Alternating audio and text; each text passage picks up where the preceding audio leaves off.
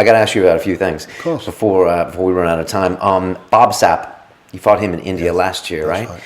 I think you've got a blog coming out soon about Bob, or maybe you have one out already. I did one. What happened in that fight, and what are your thoughts on Bob Sapp? Well, I reckon. See, I got the fight with Bob Sapp, and it happened about just under a year before it actually happened, because my agent was in talks with SFL. He was going to be the CEO, so they were sorting the matches out before. So yeah, Bob's out, okay, good fight, big guy, blah blah blah.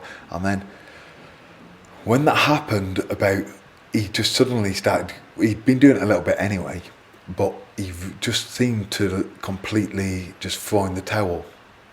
I think, fuck it. What'd you call it? The tap out tour? The towel.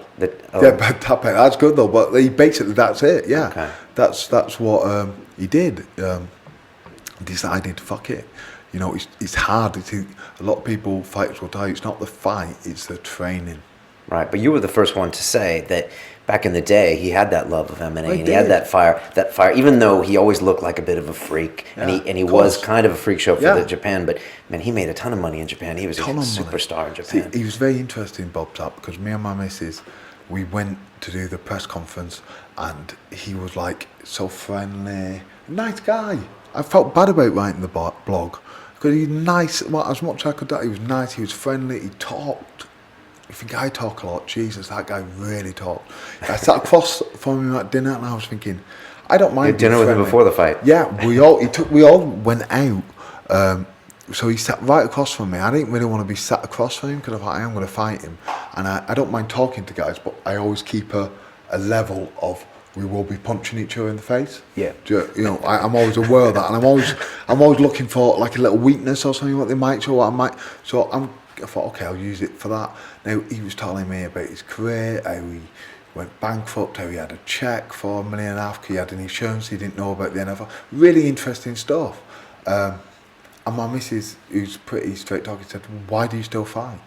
If you got all this money, why do you still fight?" And he said, I thought, I want to hear the answer to this. So he said, I do it because I'm addicted to the fame. And I thought, very quite an honest answer. Addicted to the attention and the fame, even if it's negative. And I thought, I still think he's skin, but I think part of his answer was correct. Now, he turns up. The organisation, I don't think they say to him, right, Bob, take a fall in this. Where he just turns up, and he'll put a little bit of a fight, and as soon as he comes on top, he'll tap out, which is exactly what I put. That's what you thought would happen.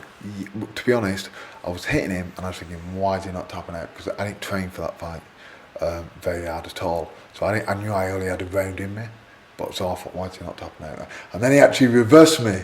Yeah. And then he landed a hammer fist, and he's big, man, and he fucking hurt. Like he hit me, and my head shut, and I just, as he hit me, it was almost like he was sending them, and I'm just going, I can't lose to Bob Sapp, I can't lose to Bob Sapp, I can't lose to Bob Sapp.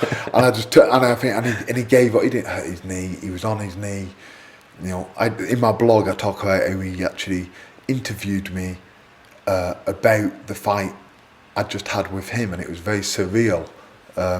At the nightclub, you know, he ended up taking the microphone off the lady who, you know, on the red carpet where we all have it, and he was talking instead of the lady, and I thought, and he was going through the fighters, and I thought, oh my God, he's going to talk to me about me beating him and how he's given up. But he actually got in touch with me from the blog, pretending to be someone else. Pretending to be a girl, and I know it was Bob Sapp because he talks like he writes. He does. He talks like it, and he was so. And he was saying, "You have a crazy life, James." Yeah. Well, this is what I realised as well. I've got quite a mad, and I didn't really realise it, but that's why I'm enjoying my book so much. And everything in my book is 100% real. And I'm thinking, I don't need to make anything up. I just write it. And I'm really enjoying it. But you think it was a girl trolling you? All right, I have to ask you, how do you make sure that you don't turn into Bob Sapp? Or is there or will you? Or maybe you want to become Bob Sapp? No, I don't want to become Bob Sapp. God love him. Hey, I'm at that stage now where it would have happened because I'm too far gone now. I get it now. Now I don't get all of it, because as soon as you think you get all of it, that's the irony. You don't get all of it at all. Do you know what I mean? But I do get, through being honest with myself, where I am, what I want to achieve, and that I've got no fear of ever. Because like I say, I'm as far from Bob Sapp as I could possibly be, because I will never tap again.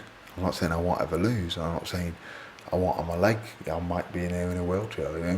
I'm not saying that, but I won't. Now Bob Sapp taps as soon, and he explained in his interview with Ariel why. He said, "I used to get the big money.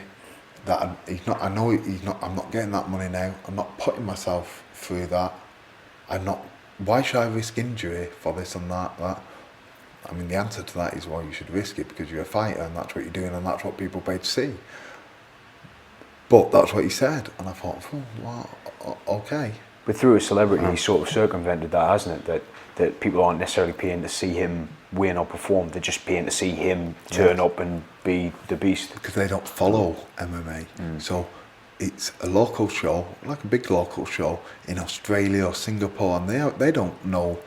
A lot of them people don't know that Bob Sapp lost to me before. They just see this massive guy, and then their local guy wins, and that's what he gets paid for. So that's what it is. Now, I'm sorry that I pointed that out, because I like him. And he contacted me on Twitter, and we went back and forth, and he said I was a sellout because he offered to get me some wrestling matches, and I said yeah, and he was like, I've got the emails. I was like, yeah, of what? Of me saying I'd do a wrestling fight. Maybe he's just building up the rematch. Who knows? Yeah, no, I'm not gonna. No, I'm not going that direction. But all right, I've got to ask you about one other guy, and make sure we cover him. Puchanowski.